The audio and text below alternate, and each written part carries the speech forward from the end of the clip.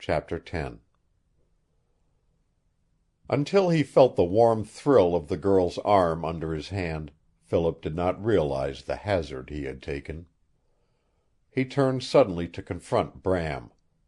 He would not have known then that the wolf man was mad, and impulsively he reached out a hand. "Bram, she's starving," he cried. "I know now why you wanted that stuff. But why didn't you tell me? Why don't you talk, and let me know who she is, and why she is here, and what you want me to do?" He waited, and Bram stared at him without a sound. "I tell you I'm a friend," he went on. He got no farther than that, for suddenly the cabin was filled with the madness of Bram's laugh. It was more terrible than out on the open barren, or in the forest, and he felt the shudder of the girl at his side. Her face was close to his shoulder, and looking down he saw that it was white as death, but that even then she was trying to smile at Bram.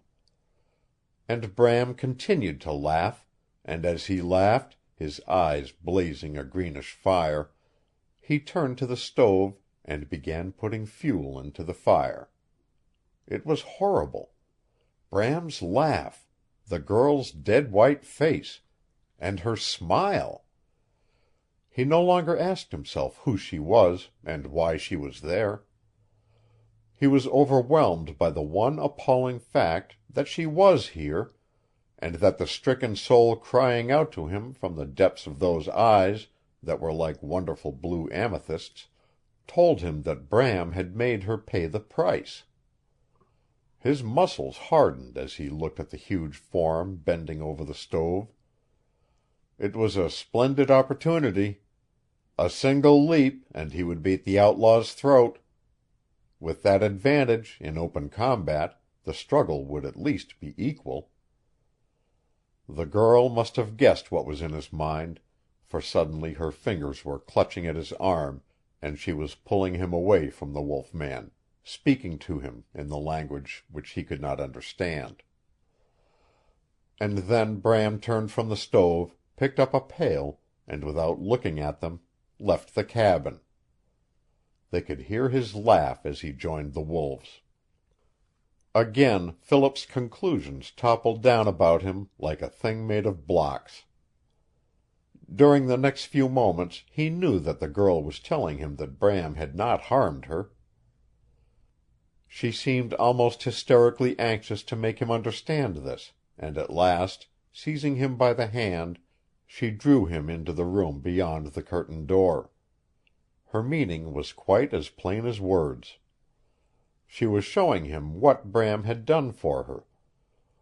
He had made her this separate room by running a partition across the cabin, and in addition to this he had built a small lean-to outside the main wall, entered through a narrow door made of saplings that were still green.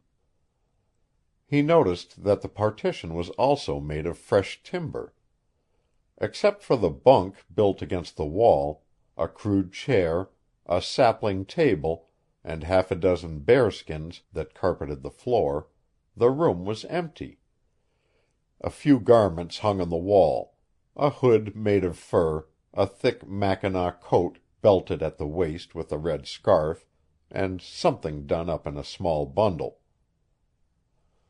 "I guess I begin to get your meaning," he said, looking straight into her shining blue eyes.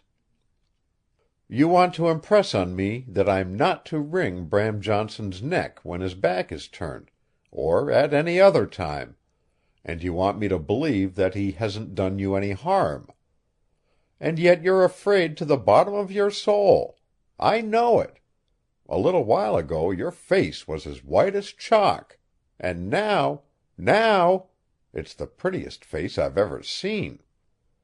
Now, see here, little girl." It gave him a pleasant thrill to see the glow in her eyes and the eager poise of her slim, beautiful body as she listened to him. "I'm licked," he went on, smiling frankly at her. "At least for the present. Maybe I've gone loony, like Bram, and don't realize it yet. I set out for a couple of Indians, and find a madman, and at the madman's cabin I find you, looking at first as though you were facing straight up against the door well, seeing that you can't understand, I might as well say it, of hell. Now, if you weren't afraid of Bram, and if he hasn't hurt you, why did you look like that?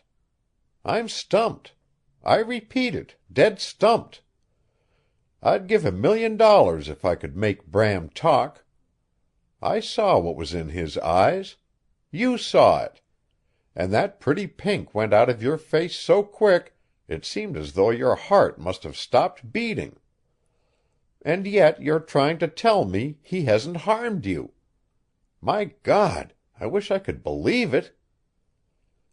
In her face he saw the reflection of the change that must have come suddenly into his own.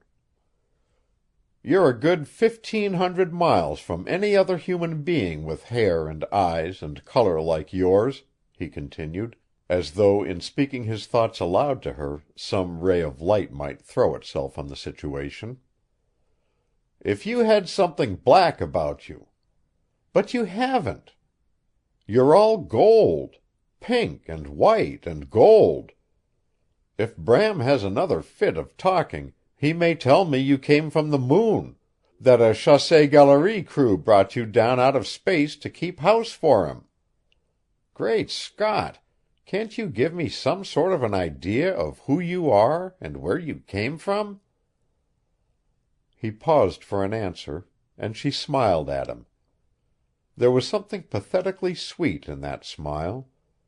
It brought a queer lump into his throat, and for a space he forgot Bram. "You don't understand a cussed word of it, do you?" he said, taking her hand in both his own and holding it closely for a moment. "Not a word. But we're getting the drift of things, slowly. I know you've been here quite a while, and that morning, noon, and night since the chasse-galerie brought you down from the moon, you've had nothing to put your little teeth into but meat. Probably without salt, too.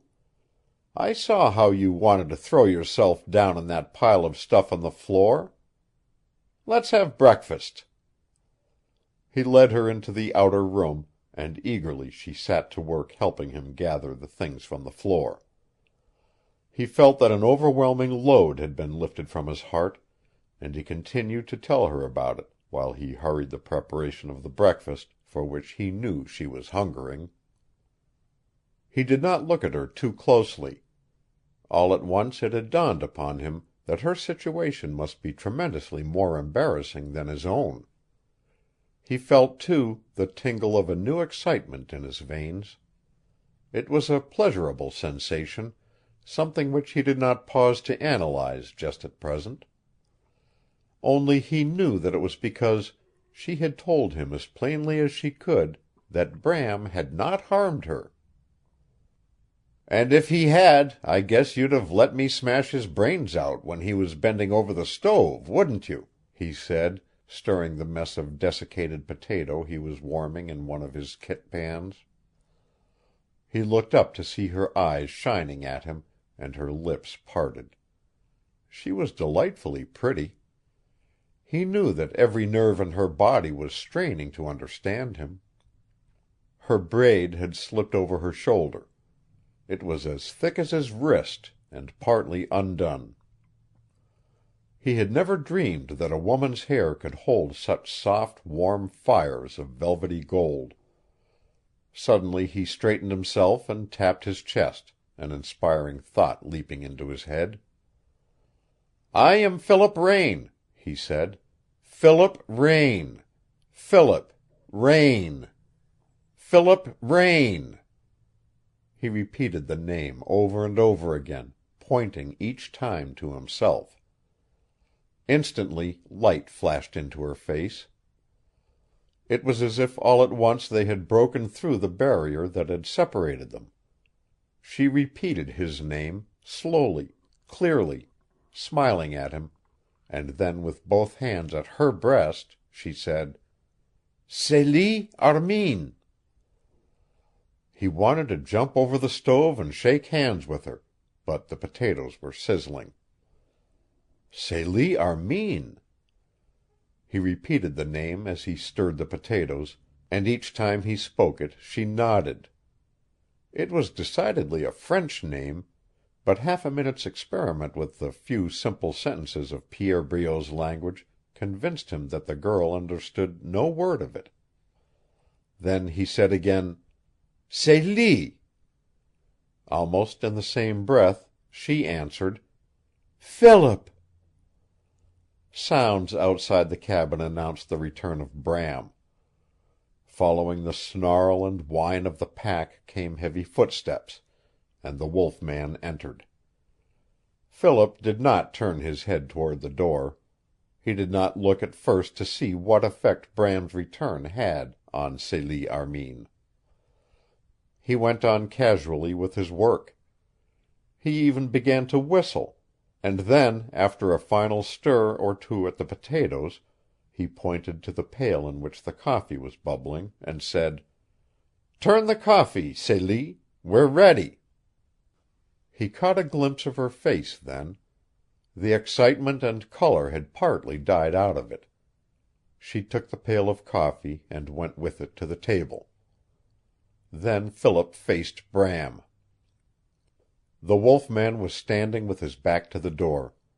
He had not moved since entering, and he was staring at the scene before him in a dull, stupid sort of way. In one hand he carried a pail filled with water, in the other a frozen fish. Too late with the fish, Bram, said Philip. We couldn't make the little lady wait.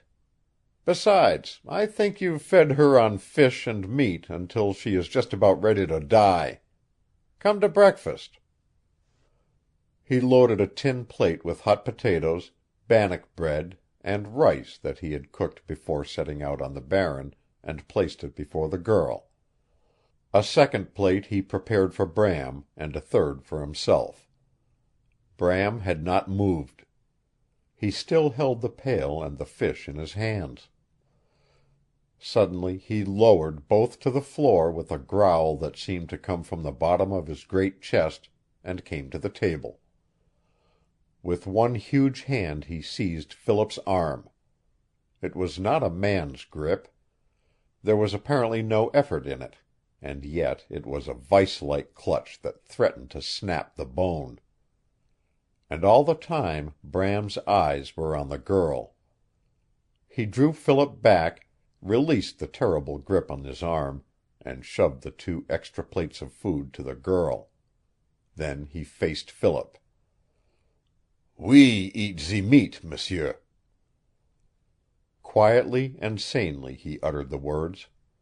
In his eyes and face there was no trace of madness. And then, even as Philip stared, the change came. The giant flung back his head, and his wild, mad laugh rocked the cabin. Out in the corral the snarl and cry of the wolves gave a savage response to it. It took a tremendous effort for Philip to keep a grip on himself. In that momentary flash of sanity Bram had shown a chivalry which must have struck deep home in the heart of the girl. There was a sort of triumph in her eyes when he looked at her. She knew now that he must understand fully what she had been trying to tell him. Bram, in his madness, had been good to her. Philip did not hesitate in the impulse of the moment.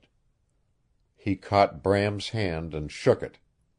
And Bram, his laugh dying away in a mumbling sound, seemed not to notice it. As Philip began preparing the fish, the wolf man took up a position against the farther wall, squatted Indian fashion on his heels. He did not take his eye from the girl until she had finished, and Philip brought him a half of the fried fish. He might as well have offered the fish to a wooden sphinx.